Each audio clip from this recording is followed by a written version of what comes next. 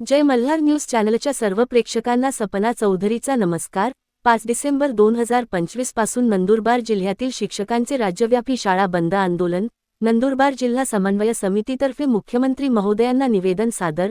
मोर्चास police प्रशासनाकडून परवानगी न मिळाल्याने आंदोलनाचा स्वरूपात बदल। निवेदनाद्वारे शिक्षकांची भावना मुख्यमंत्री यांच्यापर्यंत जिल्हाधिकारी यांना निवेदन देऊन करण्यात आले।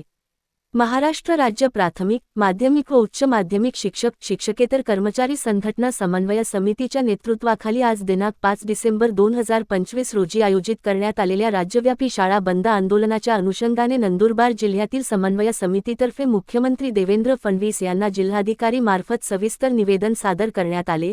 समन्वय समितीने राज्यातील शिक्षकांच्या तातडीच्या प्रश्नांवर राज्य शासनाने त्वरित आणि सकारात्मक निर्णय घेण्याची मागणी केली आहे।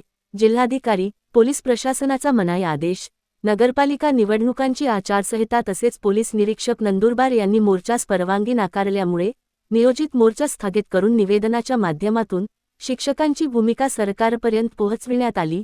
प्रश्नांची पार्श्वभूमी शिक्षकांमध्ये भीती व असंतोष। 1 सप्टेंबर 2025 रोजी सर्वोच्च न्यायालयाने दिलेल्या निर्णयानुसार 23 ऑगस्ट 2010 पूर्वी नियुक्ती इयत्ता 1 ते 8 पर्यंत अध्यापन करणाऱ्या शिक्षकांनाही टेट अनिवार्य करण्यात आली। या निर्णयानंतर राज्य शासनाने अद्याप अधिकृत मत किंवा मार्गदर्शन जाहीर केलेले नसल्याने सुमारे 2 लाख शिक्षकांमध्ये भीती, अस्थिरता आणि गंभीर असंतोष निर्माण झाला आहे।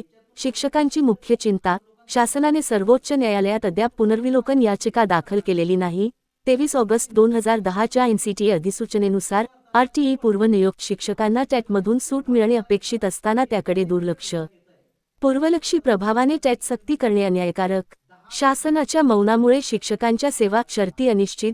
या दडपणाखालील परिस्थितीत समन्वय समितीने राज्यभर शाळा बंद आंदोलनाचा निर्णय घेतला असून शिक्षकांनी मोठ्या प्रमाणावर आंदोलनात सहभाग दर्शविला। पोलीस निरीक्षक नंदुरबार यांच्या 3 डिसेंबर 2025 च्या नोटिसीद्वारे मोर्चाला स्पष्टपणे परवानगी नाकारण्यात आली।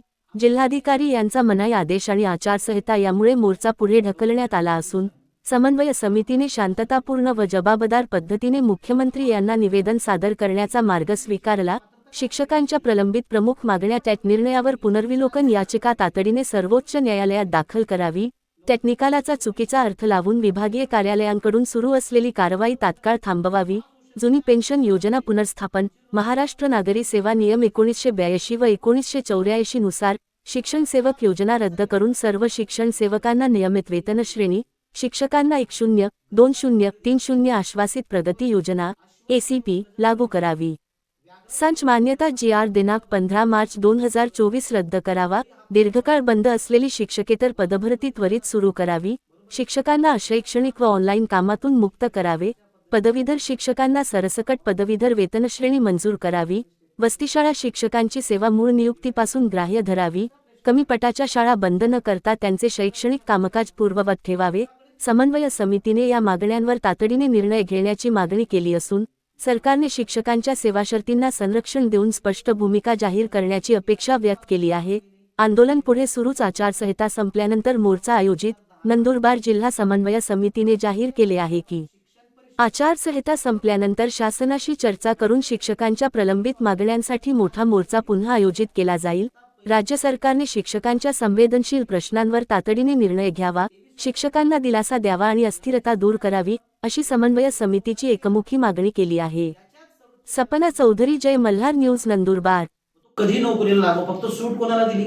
ज्यांना नोकरीतून 5 वर्ष बाकी आहे। दुसरी गोष्ट, प्रमोशन पण आमचं थांबवलं जातंय। या विषयावर राज्य शासनाने कोणतेही पत्र काढलेलं नाही, शालेय शिक्षण विभागाने काढलेलं नाही, कोणी स्टेटमेंट दिलेलं नाही। असं असताना माननीय जळगाव जिल्हा मुख्य कार्यकारी अधिकारी, माननीय अनेक जिल्हा परिषदेच्या सीओनी पत्र काढले, शिक्षणाधिकाऱ्यांनी पत्र काढले की टेट न झालेल्या शिक्षकांची पदोन्नती रिव्हर्स घ्या। आपण प्रशासनामध्ये आपण वर्ग 1 अधिकारी आहात।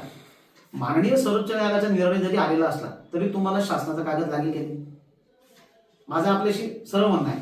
मग तो नसताना अधिकारी या पद्धतीने आमचं प्रमोशन दिलेलं रिव्हर्स घेत आहे, हे योग्य नाही। दुसरी गोष्ट, अजून शासनाने कुठली गाईडलाईन दिली नाही तरी सुद्धा माहिती मागवत आहे आणि कुठेतरी भीतीचं वातावरण निर्माण करत आहे। तर हे 2 विषय मुख्य आहेत।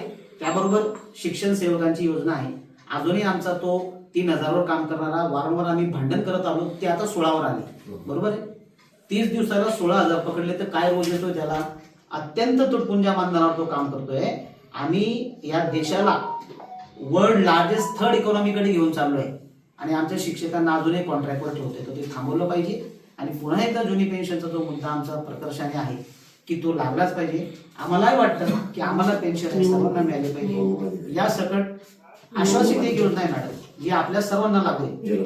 शालेय शिक्षण विभाग सोडून त्याच्यामध्ये शिक्षक आणि शिक्षकेतर पण कर्मचारी माझे निवडणूक अधिकारी नंदुरबार सोड ही महाराष्ट्र राज्य शिक्षक शिक्षकेतर कर्मचारी समन्वय समिती 6 नोव्हेंबरला जी बैठक झाली पुण्याला, ते संदर्भ असा आहे त्याच्यामध्ये की शिक्षक सर्व भारतातील 1ली ते 8वी पर्यंत शिकवणारे अध्यापन करणारे त्या शिक्षकांना 1 सप्टेंबर 2025 चा जो माननीय सर्वोच्च न्यायालयाचा जो एक निर्णय आहे की सर्वांना टीएटी टीचर इलिजिबल टेस्ट परीक्षा अनिवार्य करण्यात आलेली आहे. त्या संदर्भात आमचं असं म्हणणं आहे की 29 फेब्रुवारी 2013 पासून ही टेट परीक्षा सुरू झाली.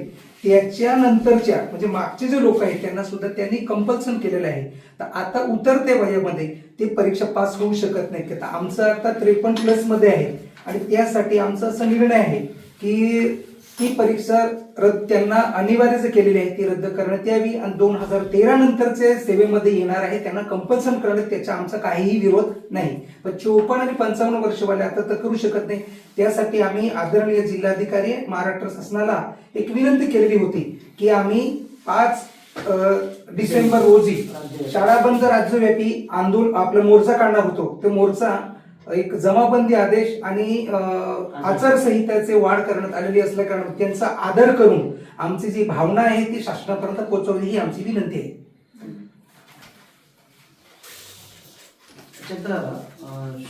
शासनाकडे आपल्या ज्या मागण्या आहेत, विद्यार्थी आणि शिक्षक यांच्यात पटसंख्या नुसार शिक्षक ठरवण्याचा राईट शासनाला आहे की किती विद्यार्थ्यांवर किती शिक्षक असले पाहिजे. 15/5/2024 शासन निर्णय जो निर्गमित केलेला आहे तो शासन निर्णय जर इम्प्लिमेंट झाला तर महाराष्ट्रामध्ये हजारो शिक्षकांची पदं लॅप्स होणार आहे. बरोबर आहे.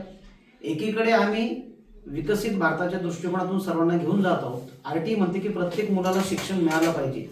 असं असताना जर आम्ही जाणीवपूर्वक शासनाच्या लोकप्रतिनिधींना अधिकारी कशा पद्धतीने ब्रीफिंग करतात